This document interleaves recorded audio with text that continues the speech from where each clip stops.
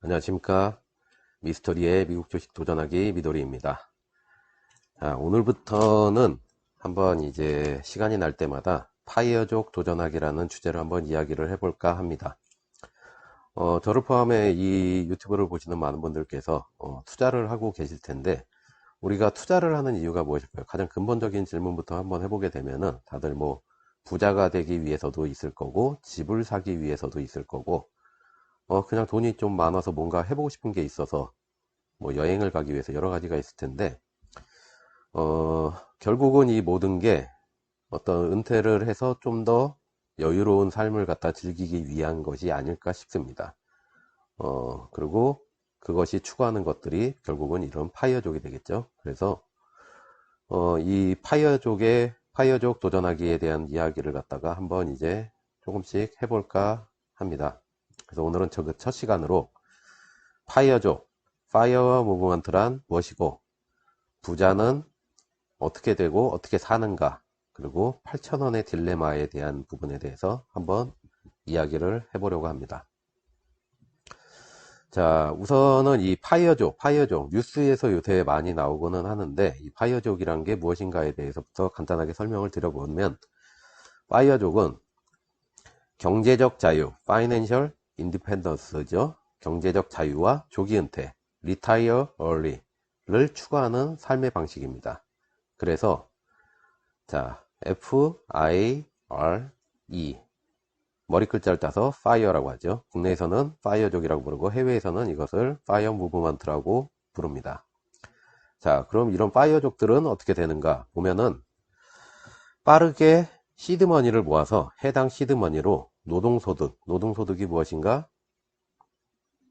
노동소득은 우리가 일을 해 갖고서 얻는 소득이겠죠. 일을 해서 얻는 노동소득을 초과하는 자본소득은 우리가 흔히 돈을 낳는다라고 하는데, 결국은 투자를 통해 가지고 얻는 소득을 얘기합니다. 그래서 현재 우리는 일을 통해 얻는 소득이 투자를 통해 얻는 소득보다 크지만은, 결과적으로는 일보다는 투자를 통해서 얻는 소득이 많아진다.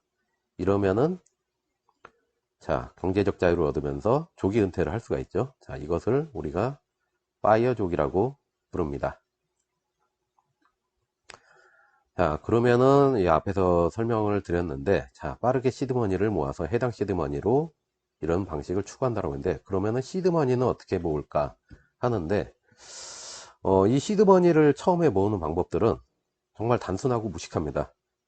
극단적인 지출 줄이기, 그리고 극단적인 지출 줄이기를 통해서 예적금을 들고 ETF를 이용해서 안정적인 자산 분리기를 한다. 되게 단순 무식하죠? 단순 무식한 방법입니다. 근데 왜 이런 식으로 해갖고선 보다 많은 시드머니를 갖다 만들려고 하는가 하면은, 그냥 간단합니다. 우리가 조금 더 큰 글씨로 써보겠습니다. 우리가 100만원을 갖다 처음에 투자하는 거하고 1000만원을 투자하는 거하고 나중에 결과가 굉장히 많이 차이가 나게 되겠죠. 100만원씩 해서 1년에 100만원씩을 넣는 거하고, 처음에 100을 넣고 500씩 넣는 사람이 매년 500씩 추가 매수를 하는 사람들이 있습니다. 이 차이는 벌어질 수밖에 없습니다. 굉장히.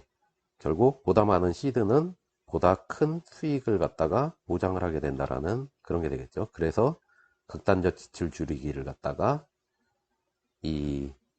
추구할 수밖에 없습니다. 자, 그러면은 안정적인 은퇴를 위한 시드머니는 얼마 정도가 될까? 이런 것에 대한 궁금증이 생기죠. 미국인들은 이 파이어 무브먼트를 처음 시작한 거는 이 미국인들인데, 미국인들이 생각하는 은퇴 자금은 100만 달러에서 200만 달러 정도가 됩니다.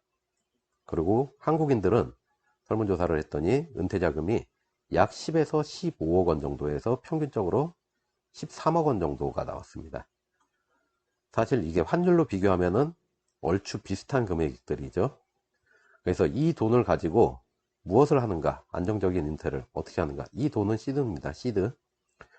이 돈을 연평균 수익률 4에서 5% 정도 되는 안정적인 투자 자산에 투자해서 직장인 연봉에 해당하는 연수입 4천에서 5천만 원 정도를 갖다 벌게 되는 겁니다. 자, 이 정도 돈을 갖다가 벌게 되면은 우리가 특별하게 돈을 벌기 위해서 일하지 않아도 은퇴를 해갖고 살 수 있는 그런 기반이 되는 것입니다. NH투자증권에서 이런 좋은 자료를 갖다 하나 만들어 놓은 게 있어서 한번 가져와 봤는데, 바이어족과 비바이어족에 대해서 이렇게 설문조사를 갖다 한 게 있었습니다. 근데, 살펴보시면은, 현재 이 많은 사람들 중에서 바이어족을 갖다 꿈꾸는 사람들이 이만큼, 그리고 비바이어족을 꿈꾸는 사람들이 이만큼이 되어 있습니다. 결국 3명이 있다고 치면 3명 중 2명은 바이어족을 꿈꾸고 1명은 비바이어족을 갖다가 꿈꾼다는 그런 얘기가 되겠죠. 그러면은 바이어족을 갖다 꿈꾸는 사람은 희망 은퇴 연령이 얼마나 되는가? 51세입니다. 근데 비바이어족은 62세죠. 10년 정도를 일을 더 하는 겁니다. 여기서. 그런데 두 사람들이 꿈꾸는 은퇴 목표 자산은 13억 7천과 12억 5천으로 사실 거의 비슷한 금액이 나오게 되죠. 근데 10년 정도를 더 일을 하는 겁니다. 그래서 왜 이런 일이 벌어졌는가, 왜 이런 차이가 나는가에 대해서 살펴보니까 직업의 차이가 있었습니다. 이쪽은 일반 직장인들이었어요. 근데 비바이오족을 꿈꾸는 사람들의 대부분은 공무원들이었습니다. 공무원들은 연금이 나오죠. 공무원 연금. 지금 최근에 굉장히 이게 이슈가 되고 있는데 국가 채무의 50%가 이 공무원 연금, 빵꾸난 공무원 연금을 메꾸는데 지금 국가 채무의 50%가 지금 사용이 되고 있다고 합니다. 자, 쉽게 얘기해서 직장인들이 내는 세금이 절반 가까운 게 이쪽에다가 지금 투입이 될 수밖에 없는 그런 상황이 되는 거죠. 그래서 이쪽은 조기 은퇴를 꿈꿀 수밖에 없는 겁니다. 왜? 내가 열심히 일한 걸로 해갖고 이쪽을 채워준다라고 하는 건 뭔가 불합리하게 느껴지거든요. 그리고 직장 생활을 갖다 하면서 보통 월급을 받는 게 내가 지금 당장 이 일을 갖다 하기 싫어도 이 일을 할 수밖에 없습니다. 왜? 지금 돈을 벌지 않으면 안 되니까. 이런 여러 가지 때문에 하는데 파이어족 같은 경우는 은퇴를 해갖고 그냥 놀고 먹을 수도 있지만은 내가 좋아하는 일을 하지만은 그게 꼭 돈을 위해서 돈을 벌지 않아도 되는 그런 좀 더 여유로운 삶을 살기 위한 게 사실 목적입니다. 그래서 이런 파이어족들을 꿈꾸는데, 자, 이런 파이어족들은 그러면은 시드머니를 만들기 위해서 소득의 얼마를 갖다가 저축하고 투자하는가에 대한 조사를 해봤더니 소득의 70% 이상을 저축하고 투자한다는 사람들이 전체의 29.4%, 약 30% 정도, 3분의 1 정도 되겠죠. 그리고 60이나 50% 해서 절반 가까이 한다는 사람들이 14%와 22.4% 해서 36% 정도가 나왔습니다. 나머지는 이제 그보다 더 아래겠죠. 그런데 요거를 이제 저축액에 대한 부분을 갖다 한국과 미국을 비교를 해보면은 한국 같은 경우는 평균적으로 소득에 이거를 다 합쳐봤더니 소득의 52% 정도, 절반 정도를 갖다가 저축을 했고, 미국인들은 소득의 평균적으로 70% 가까이, 3분의 2 정도로 갖다가 저축을 하고 있었습니다. 한국은 반이죠, 2분의 1. 그러다 보니까 이제 은퇴 연령에도 차이가 나게 되는데, 한국 같은 경우는 평균적으로 50세 초반, 미국 같은 경우는 40대 초반의 은퇴를 갖다가 꿈꾸고 있는 것으로 나왔습니다. 결국은 무엇이냐? 저축액을 얼마나 더 많이 가져가냐인데, 이거를 갖다 보게 되면은 결국은 여기서 이제 극단적인 지출 줄이기를 갖다가 얼마나 많이 하느냐에 따라 갖고 은퇴를 꿈꾸는 시기 또한 달라지는 것을 우리가 알 수가 있습니다. 자, 그러면은 이렇게 해서 우리가 13억 7천을 갖다가 모을 때까지 얼마나 걸리는가 하는 부분에 대한 조사도 있었는데, 30대 정도의 30대 초반 정도, 초중반 정도의 사람이 가구당 1인당이 아니라 가구당입니다. 즉 부부랑 결혼을 했다고 하면은 부부 합산이 되겠죠. 부부 합산으로 갖다 했었을 때 연소득이 평균 6,346만 원 정도가 됩니다. 그래서 그거에 52%인 절반 정도인 3,200만 원을 갖다 투자를 하고 저축을 했을 때 연수익률이 10% 정도 난다고 하면은 17.5년이 걸렸고, 8% 정도가 난다고 하면은 19.3년, 6%가 난다고 하면은 21.8년, 20년 정도가 6%에서도 난다라고 계산이 나왔습니다. 자, 이거를 보면 알 수가 있는데, 좀 더 많은 투자를 하기 위해서 사실 혼자 사는 것보다 결혼을 하는 게 유리합니다. 이거는 저도 이제 절실하게 느끼고 있는데, 어, 남편이 버는 돈을 갖다가 생활비로 온전하게 쓰고 아내가 버는 돈을 가져다가 온전하게 투자금으로 갖다 넣을 수가 있거든요. 자, 이런 부분 때문에 해가지고, 어쨌든 결혼을 하는 쪽이 돈을 모으는 데 훨씬 더 유리했습니다, 이게. 자, 그러면은 우리가 만약에 이 돈을 모았다라고 하면은 어떻게 살 수 있을까라는 게 있는데, 13억 7천 정도로 어떻게 살아? 뭐 이런 분들도 계실 텐데, 국민연금에서 이제 기준으로 하고 있는 적정 노후 생활비는 부부 기준으로 해서 268만 원 정도가 됩니다. 근데 13억 7천만 원을 연 4% 정도 되는 것에 투자를 했다. 그러면 어떻게 될까요? 월 457만 원 정도가 나오게 되죠. 자, 국민연금에서 책정한 적정 노후생활비보다 이 금액이 높습니다. 충분히 생활을 할 수가 있다라는 얘기죠. 자, 그러면은 이 돈을 가지고선 우리가 마지막에 살펴본 어떻게 살 수 있을까? 자, 이런 돈을 어떻게 만드는가에 대한 것에 의문이 생길 수가 있는데, 바이오족 같은 경우는 은퇴를 할 때 연 4에서 6% 정도 되는 고배당 주나 고배당 ETF에 투자를 하게 됩니다. 그래서 월 400에서 600만 원 정도의 배당 수익을 갖다가 얻는 방식을 갖다 취하죠. 그리고 주택 임대료가 낮고 생활비가 낮은 지역에 가서 거주를 하게 됩니다. 서울은 아닙니다. 서울 같은 곳은 절대 아닙니다. 런던, 도쿄 이런 데도 절대 아닙니다. 이런 데는 주택 가격이 낮고 생활비도 낮은 그런 지역에 가서 임대를 하는데, 자, 놀면서 사느냐? 아닙니다. 놀면서 살 수도 있죠. 근데 하고 싶은 일을 하면서 사는 겁니다.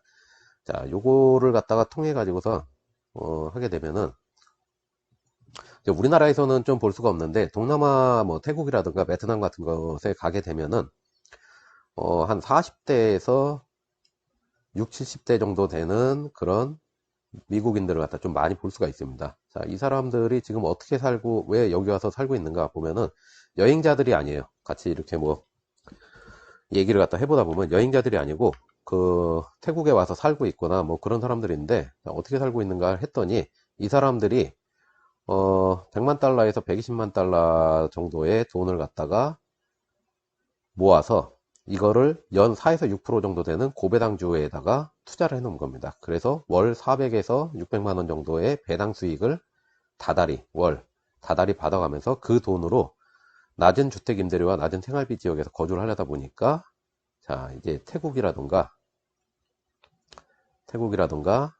베트남 같은 나라를 갖다가 찾아오게 된 것이죠. 그래서 살고 있는데, 무슨 뭐 사실 이쪽도 물가가 그렇게 싼 편은 아니기 때문에 굉장히 무슨 뭐 재벌처럼 살 수 있는 건 아니지만은 그래도 어느 정도 여유 있는 생활은 할 수가 있습니다. 이 정도 돈이면은. 그래서 이렇게 살고 있는데, 하고 싶은 일을 하면서 은퇴를 한다 이런 것도 있는데, 뭐 제 친구들 중에서 한 명이 있었는데, 이 친구가 이제 삼성에서 연구원을 하고 있었습니다. 석사 연구원을 갖다 하고 있었는데, 이 친구가 이제 어느 날 필리핀을 갔다가 스쿠버에 빠지게 됐습니다. 스쿠버에 빠졌는데 귀국을 하질 않는 거예요. 휴가를 갔다가 공부만 하던 친구였어요. 정말 공부만 하던 친구인데 스쿠버에 빠져서 뭘 하나 했더니 거기서 강사를 한다라고 하고 삼성에다가 사표를 내버린 거예요. 여기다가 사표를 내고 나는 필리핀에서 강사하면서 스쿠버 강사하면서 살겠다고 해요. 자, 이 친구가 여유 있는 삶을 사는가? 겉보기에는 필리핀에서 스쿠버 강사라고 했으면 여유 있어 보이지만 사실은 이거 아시는 분은 아시겠지만 사실 수입이 그렇게 높지 않습니다. 이런 분들 같은 경우에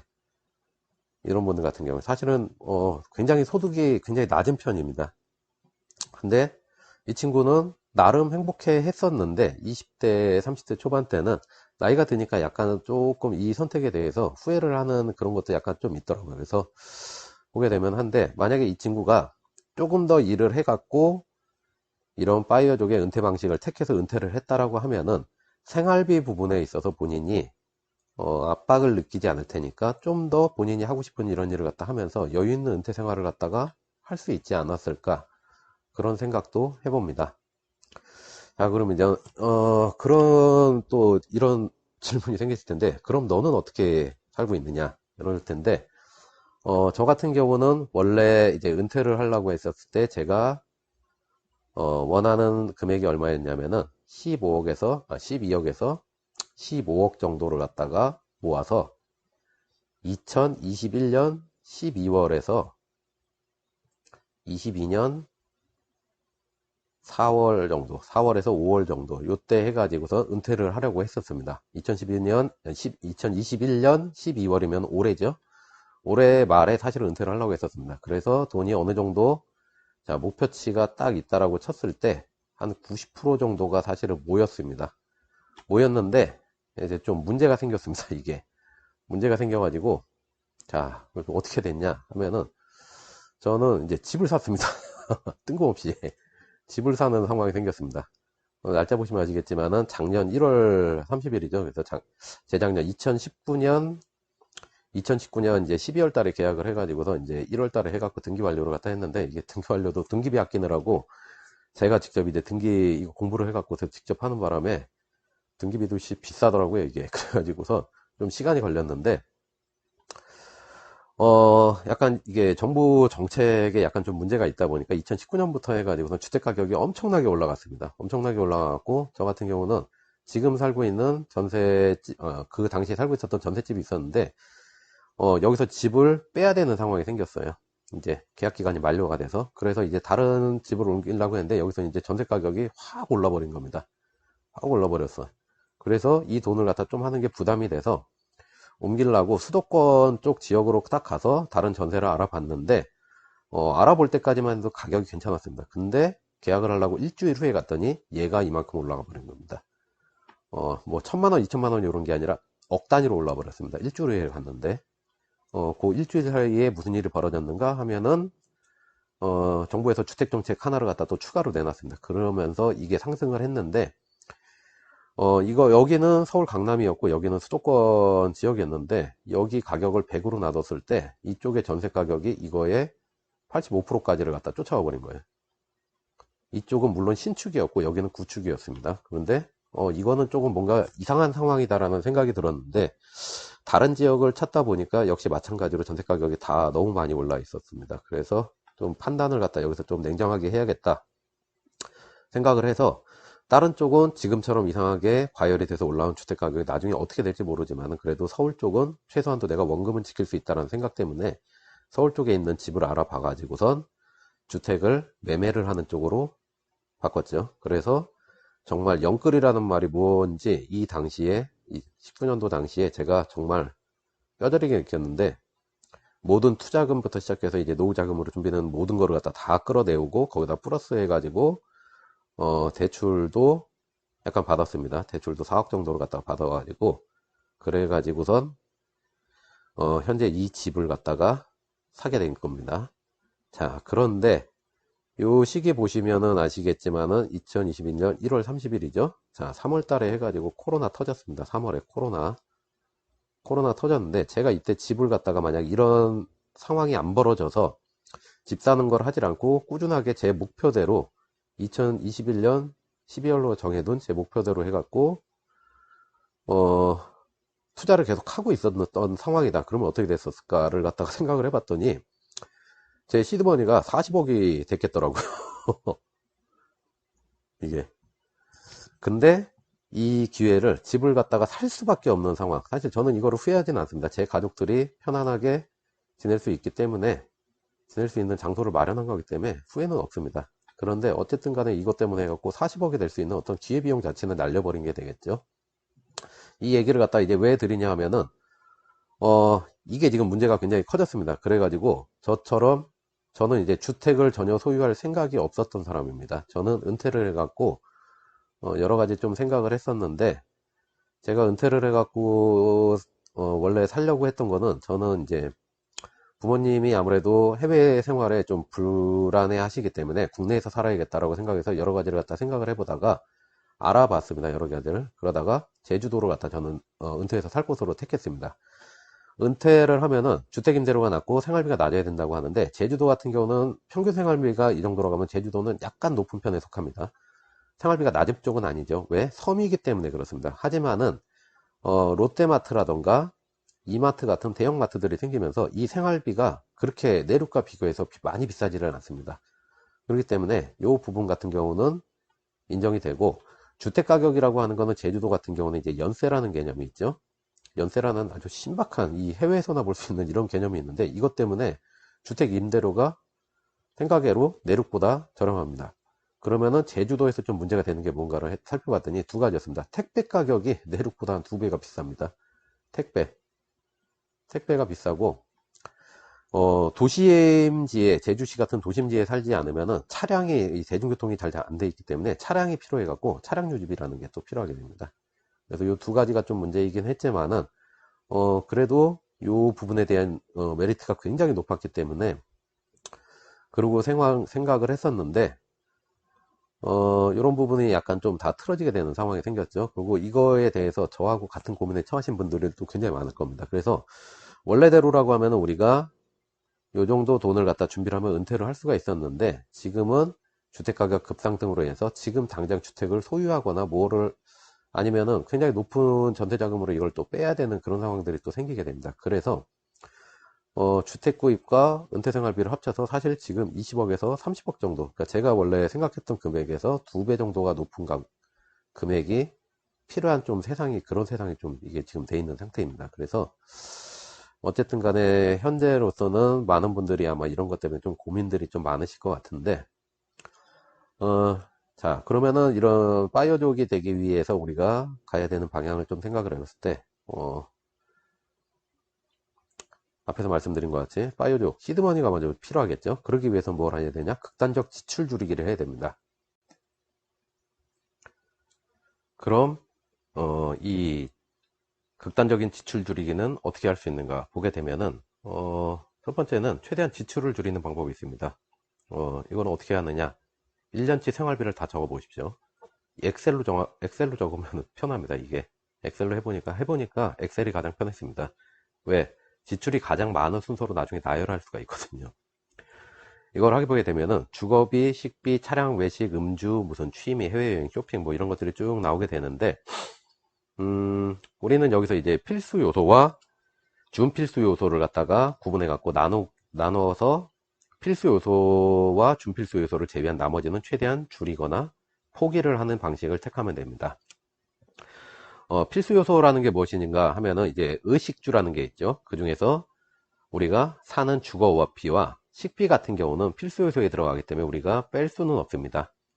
하지만 이제 나머지 같은 경우는 이제 준필수 요소에 들어가게 되는데, 본인이 업무상 필요하지 않다. 뭐 영업을 하는데 필요하거나 어떤 무슨 자기 본인이 장사를 하거나 사업을 하는데 꼭 필요하지 않다. 그러면은 출퇴근 용도, 데이트 용도다면 차량은 없애는 게 가장 좋았습니다. 그리고 외식비라던가 배달음식 같은 경우도 최대한 하루에 한 달에 10번 정도로 했다 그러면 한두 번 정도로 줄이거나 없애버리는 게 가장 좋았죠. 그 다음에 음주 같은 경우 저도 술을 굉장히 많이 마셨는데 20대 중후반 들어갈 때 술을 끊었습니다. 술을 끊었고 밖에 나가서 술을 마시는 일 자체를 갖다 없앴죠. 그랬더니 한 달에 100만 원 정도 벌었습니다. 이걸로. 그 다음에 취미 같은 경우도 돈이 많이 드는 취미를 최대한 없애고 가족들하고 좀 건전하게 보낼 수 있는 여러 다른 취미를 갖다 좀 찾아봤습니다. 최대한 비용이 좀 적게 들지만은 그래도 효율적인 그런 걸 찾아봤고, 해외여행 같은 경우도 최대한 여행을 갖다가 자제하고, 지금 코로나를 갖고 뭐 자연스럽게 더 아예 안 가게 되는데, 좀 더 국내 여행이라든가 뭐 여러 가지 방법을 갖다 이 여행 부분도 찾을 수가 있습니다. 그리고 쇼핑 같은 경우도 우리가 줄일 수 있을 만큼 최대한 줄일 수가 있겠죠. 그래서 이런 부분에 대해서는 우리가 줄이거나 포기하는 방식을 갖다가 택하면은 이런 짠내나는 여정을 하게 되는 거고, 그래서 이제 시드머니를 갖다가 좀 만들 수가 있을 겁니다. 근데 그러면은 또 어떤 분들 같은 경우는 이렇게 얘기할 수가 있습니다. 보통 이제 저희 유튜브 같은 거를 보시는 분들 같은 경우는 이 길을 가시는 분들이기 때문에 이 다수의 분들 같은 경우는 뭐 그럴 수 있어라고 생각하는데, 그냥 단순히 돈을 조금 벌려고 하는 이런 소수의 분들 같은 경우는 그렇게 구질구질하게 살 수가 있나? 나는 그런 삶은 살기가 싫어라고 또 생각을 하실 수가 있습니다. 근데 자, 그럼 부자들은 어떻게 사는가? 진짜 부자들은 어떻게 사는가? 그런 궁금증도 가질 수가 있어요. 우리가 부자에 대해서 아는 거는 대부분 분들은 드라마 같은 것에서 나오는 부자들을 보고 이제 부자들의 삶을 생각을 하시죠. 근데 저희 동네에 굉장한 부자분들이 두 분이 살고 계십니다. 한 분은 강남 3대 땅 부자 중 한 명입니다. 그 60, 70년대에 강남이 처음 개발될 때 3명의 이 땅 부자들이 있었습니다. 이 사람들은, 이 첫 번째 사람은 정부에 있었던 사람이고, 두 번째 있었던 사람은 정부에 있는 사람한테 정보를 갖다 받았던 그런 사람입니다. 그래서 땅을 샀던 사람이죠. 이 사람도 땅을 산 겁니다. 그럼 세 번째 이분은 뭐냐? 그냥 여기 농사 짓고 계시던 분이에요. 그냥 옛날부터 땅이 많았던 분. 대대로. 강남이라는 게 원래 강남이 아니라 경기도 광주였습니다. 그래서 여기서 대대로 땅을 그냥 했던 분인데, 자, 이런 분들 중에, 자, 이분에 속하시는 분인데, 이분을 평소에 그냥 동네에서 보면은 그냥 목 늘어진 러닝셔츠에다가 굉장히 검소하게 생활하시는 그런 분이셨어요. 그래서 그냥 겉보기에는 그냥 동네 은퇴한 노인처럼 보였는데, 이분이 강남에 빌딩이 그냥 어마어마하게 많습니다. 그런 3대 땅 부자 중에 한 명인데, 지금은 이제 건물 부자죠. 그런 분이셨습니다. 그리고 또 이제 동네에 또 한 분이 계셨는데, 한 분이 아니라 두 분입니다. 노부부가 계셨습니다. 노부부가 계셨는데, 동네에서 이 노부부분이 굉장히 금술이 좋으셔가지고서 항상 이제 두 분이 손을 잡고 낡은 운동복 차림에 동네를 산책을 하면서 이제 운동을 하겠다 하는 그런 모습을 자주 뵐 수가 있었는데, 여름 같을 때 슬리퍼 신고 나오실 때 보면은 양말, 구멍난 양말 기어 신는 그런 걸 볼 수가 있었습니다. 근데 이분이 우리나라에서 제일 큰 보험사 중에 한 곳의 회장님이셨습니다. 부자들 이렇게 살고 있습니다. 그리고 또 다른 부자들 얘기를 해보자면은, 고등학교 때 동창들 중에서 이제 부잣집 애들이 있었더라고요. 그 당시에는 잘 몰랐는데, 현대가 있죠. 현대그룹의 정종 회장이 계셨습니다. 반드시. 정종 회장님의 친손자가 있었습니다. 동창 중에. 나중에 알았어요. 이게 손자라는 거를. 자, 친손자가 있었는데, 뭐, 이렇게 얘기하면은 그냥, 뭐, 정종 회장 손자인데 뭐, 이럴 수가 있는데, 지금 현대자동차 그룹 있죠? 예. 현대차. 여기 정희성 회장님 사촌동생입니다. 그 다음에 현대의 계열사 중에 하나의 대표이사가 아들이고요. 자, 이런 식으로 돼 있던 친구입니다. 근데 이 친구 얘기를 왜 하냐면은, 학교 매점 같은 경우가 예전에는 보면은, 뭐, 1,000원, 1,500원, 이렇게 가격이 딱딱 떨어지질 않았습니다. 가격이. 뭐, 라면 한 그릇 시켜 먹게 되면은, 뭐, 그 당시 가격으로 따지면 뭐, 953원, 이런 식으로 됐습니다. 그래서 거스름 돈을 갖다가, 1,000원을 내게 되면은, 47원을 갖다가 거슬러줬습니다. 이게. 애들 같은 경우에는 뭐 저도 그렇고 대부분이 이 원 단위 금액에 크게 신경을 쓰질 않고 해가지고 거기다가 그냥 뭐 대충 놔두고 가고 돈이 조금 잘못 들어와도 그냥 가고 그냥 그런 식으로 했는데, 이 친구는 그 자리에 앉아서, 자, 1원짜리, 요즘 분들은 거의 보시지 못했을 텐데, 이제 1원짜리 동전 하나까지 전부 세가지고 1원이라도 부족하면은 매점 누나한테 1원이 부족한데요 라고 얘기해서 그 돈을 받아내곤 했습니다. 자, 현대 정주영 회장님 손자면 얘기입니다. 이게 또 다른 친구 같은 경우는 이제 나중에, 그 당시에 이 친구도 몰랐는데 나중에 보니까 국내 한 증권사 대표님이 되셨더라고요. 증권사 대표님이 되셨는데, 이 친구 같은 경우도 한 20대 때 해갖고 이제 친구들이랑 만나서 술을 마시곤 하면은, 친구들이 이렇게 쫙 모여갖고 술을 마시면은, 자, 이번 달에는 이 친구가, 이번 달엔 이 친구가, 이번 달엔 이 친구가 한 명씩 돌아가면서 술값을 내는 그런 식으로 해갖고 만남을 가졌는데, 이 친구가 보면, 자, 이 친구가 그 친구입니다. 그래서 이 친구가 저희가 술을 살 차례에서는 보면은 좋은 데 가자고 얘기를 합니다. 근데 본인이 탈 차례가 되면은, 지하철역 앞에 있는 포장마차에 가갖고, 거기서 이제 소주에다가 우동으로 해갖고, 그런 식으로 해갖고, 어, 돈을 내는 그런 모습을 갖다가 볼 수가 있었는데, 그래서 부자가 더하다는 말이 그래서 나오는 것 같습니다. 아무튼 부자들은 이렇게 삽니다. 우리가 TV에서 보는 것처럼 뭐 그런 삶을 사는 것보다도 사실 이렇게 사는 부자들이 훨씬 많습니다. 어, 옛날에 보면 이제 다들 이제 학교 다닐 때 한 번씩은 들어보셨을 텐데, 명심보감이라는 것에 이런 얘기가 있습니다. 대부는 유천하고 소부는 유근하다인데, 이게 큰 부자는 하늘이 내리지만 작은 부자는 노력으로 만든다라고 하는 그런 얘기입니다. 뭐 재벌 회장 같은 그런 큰 부자들은 정말 하늘이 내린다라고 저는 생각을 하거든요. 사업을 하다 보니까 이런 경우들이 굉장히 많았습니다. 어떤 사람들 같은 경우 굉장히 우연히 겹치면서 엄청난 그 회사를 갖다가 만들어내는 그런 사람이 있었고, 노력은 했지만 그것만으로도 이거는 잘 안 되더라고요. 근데 작은 부자들 같은 경우는 노력으로 만든단 말은 저는 100% 맞다라고 이걸 생각을 합니다. 자, 우리가 살다 보면은 이런 경우들이 굉장히 있습니다. 가까운 지인이나 어떤 사람이 1억짜리 차를 갖다가 뭐 벤츠 한 대 끌고 다닌다고 생각을 해보시죠. 뭐 그런 식으로 해갖고 차를 끌고 다니는 게 있는데, 어떤 사람은 1억이 든 통장을 가지고 있는 사람이 있습니다. 자, 이런 경우가 있으면은 1억짜리 통장을 가진 사람은 1억짜리 차를 가진 사람을 부러워하지 않습니다. 이게 왜? 내 통장에 1억 있거든요. 1억으로 나는 언제든지 이 차 탈 수 있어요. 하지만은 사지 않는 겁니다. 살 수 있지만 사지 않는 겁니다. 그렇기 때문에 부러워하지 않습니다. 근데 1억짜리 차를 가진 사람을 부러워하는 사람이 있습니다. 이 사람은 뭐냐? 지금 가진 게 아무것도 없어. 아무것도 없는 사람이기 때문에 남이 가진 것을 갖다 지금 부러워하고 있는 겁니다. 만약 이 사람이 열심히 노력하고 짠내나는 여정을 거쳐서 자 1억이는 통장을 손에 가졌다고 생각을 해보시죠. 그러면은 절대 1억짜리 차를 가진 사람을 부러워하지 않습니다. 우리가 큰 부자는 될 수 없지만은 작은 부자는 노력으로 만들 수가 있다고 하는데, 결국은 이 흐름에 따라 가지고선 우리가 작은 부자가 될 수 있는 방향으로 갈 수가 있는 것입니다. 이제 마지막 주제인데, 고등학교 때 저희 부모님, 특히 어머니 같은 경우가 이제 경제관념을 저한테 심어주시려고 굉장히 노력을 많이 하셨는데, 고등학교 때 이 8,000원의 딜레마라고 하는 이런 문제를 저한테 한번 내주시고 가셨어요. 이게 생각을 한번 해봐라. 너는 이 8,000원을 가지고 어떻게 할 것인가에 대한 건데, 어떤 문제였냐면은 어디선가 너한테 8,000원이 생겼다. 8,000원이란 돈이 생겼다. 너는 이 8,000원을 어떻게 쓸 것이냐. 이런 문제를 저한테 주고 가셨습니다. 이게 이제 저한테 이제 8,000원의 딜레마라고 하는 문제였는데, 고민 끝에 이제 저도 한 가지 답을 내렸는데, 아마 여러분들도 저하고 비슷한 답을 내리시지 않을까 싶습니다. 이게. 자, 8,000원이 생겼습니다. 그러면은 네 가지 타입으로 이건 보통 나눠지더라고요. 이게 제가 주변 사람들한테도 다 해봤는데, 요 네 가지 타입에서 절대 벗어나지 않습니다. 첫 번째 타입은 8,000원을 전부 사용하는 타입입니다. 있으면 쓰자. 이게 뭐냐? 욜로예요. 욜로족들. 있으면 쓰는 겁니다, 그냥. 그리고 약간 저축을 하는 타입이 있는데, 3,000원은 저축을 하고, 적은 쪽을 8,000원이라는 돈을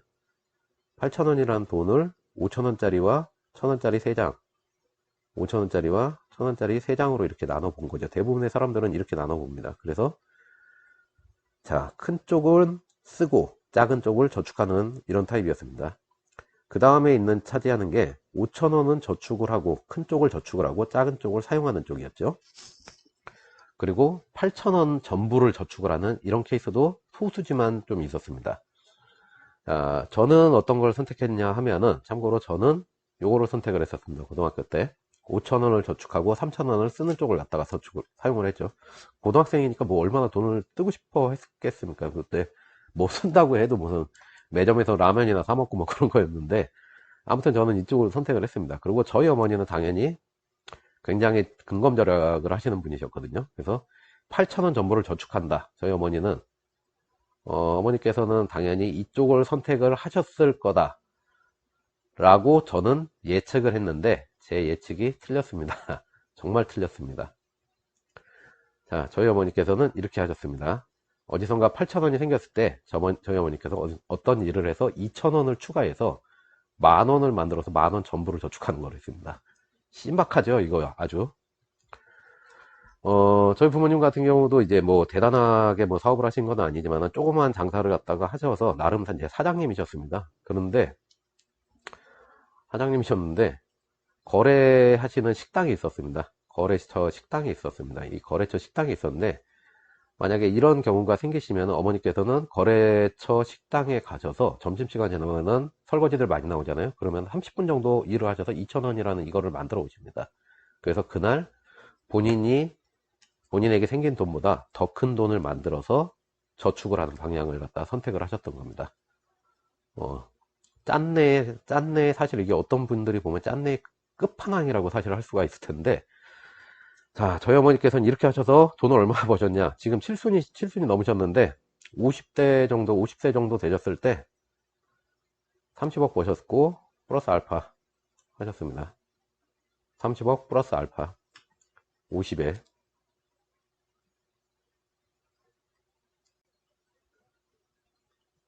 자, 그러면은 어떤 분들은 이렇게 얘기하실 수도 있습니다.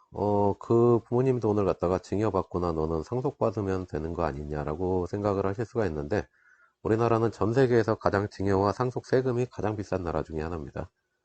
부모님이 얼마를 가지고 계시던 그 돈이 증여나 상속을 받으면은 2분의 1이 됩니다. 상속세하고 이런 걸 갖다 내다 보면은 결국은 반토막이 날 수밖에 없는 그런 게 됩니다. 그리고 저희 부모님께서는 물고기 잡는 거 대신에, 고기 잡는 법, 낚시하는 법 가르쳐 주셨습니다, 저한테. 자, 이렇게 해갖고, 낚시 촥 해갖고, 낚시하는 법 가르쳐 주셨습니다. 저한테 이제, 뭐, 이런 식으로 해주셨기 때문에 여러 가지를 갖다가 알려주셨습니다. 알려주셨는데, 그래서 그렇게 열심히 하고 있죠. 저는, 그래가지고, 이 말을 갖다가 굉장히 믿는 편입니다. 작은 부자는 노력으로 만들어진다. 큰 부자는 저는 될 수 없다고 생각을 합니다. 아직까지 저한테 그런 운은 없다고 생각을 하는데, 그래도 저는 작은 부자, 제 노력으로 작은 부자는 될 수 있다고 생각을 합니다. 그래서 1억짜리 차를 갖다가 부러워하지 않고 1억이 든 통장을 가지려고 노력을 했고, 저희 부모님 같은 경우는 이렇게 저렇게 돈을 모으셨는데, 자, 보시게 되면은 뭐 이런 것들 있죠. 영업 때문에 차는 하셨는데, 외식 같은 경우는 제가 고등학교 졸업식 하는 날 저희 집에서는 처음 외식이라는 걸 해봤습니다. 아버지 같은 경우도 술을 갖다 20대 때 이미 끊으셨고요. 취미 같은 경우도 그냥 집에서 같이 저랑 같이 그냥 뭐 엮기 들고 웨이트 트레이닝 하고 이런 게 취미셨습니다. 저희 가족들은 해외여행을 갔다가 한 번도 안 갔습니다. 저희 부모님들 같은 경우는 쇼핑 같은 경우도 거의 안 하시는 분들이고죠. 다 안 했죠. 자, 그러면은 저는 어떻게 살고 있냐? 저도 마찬가지입니다. 저도 와이프하고서 해외여행 신혼여행 때 한 번 갔다 왔고요. 취미 아버지한테 물려받은 그대로 하고 있고, 음주 20대 중후반 때 해갖고 음주 끊었습니다. 쇼핑도 거의 안 하고, 개인 차량 없습니다. 차 안 사고 다닙니다. 이거 차량 유지비 생각외로 많이 됩니다. 뭐 차가 없어가지고선 오빠랑은 연애를 못 하겠어 뭐 이런 얘기 한다. 그 정상은 아니라고 생각합니다. 저는 그런 게 그리고 그런 여성분들이 저는 그렇게 많다라고 생각을 하지 않습니다. 저희 와이프 같은 것도 제가 차가 없었음에도 불구하고 전혀 그거를 뭐, 뭐 찌질하다 뭐 이런 식으로 전혀 생각을 안 하고 도리어 검소해서 좋다라고 생각을 했다고 하더라고요. 나중에 물어보니까 차를 살 수 있는데 차를 갖다가 뭐 제 나이 정도 되면 차는 충분히 살 수가 있죠. 근데 살 수 있는데 안 사고 그 이유가 명확했기 때문에 그런 부분이 더 좋았다라고 하더라고요. 그래서 우리가 어떻게 보면은 남들의 눈으로 볼 때는 이게 굉장히 짠내나고 구질구질해 보일 수가 있지만은 결과적으로 우리가 5년, 10년, 20년, 30년 후를 생각을 해봤을 때 과연 어느 쪽이 더 여유로운 삶을 살 수가 있는가를 생각을 해봤을 때는 그 방향은 분명하다라고 생각을 합니다. 정말 분명하다고 생각을 합니다. 그리고 저뿐만이 아니라 여러분들도 작은 부작은 노력으로 만들 수 있다는 걸 믿고 올바른 투자를 갖다 계속 하시고 열심히 노력을 하시면은 저도 그렇고 여러분들도 그렇고 결국은 우리가 이루고 싶은 꿈을 갖다가 이룰 수 있지 않을까 저는 그렇게 생각을 해봅니다. 오늘도 시청해 주셔서 감사합니다.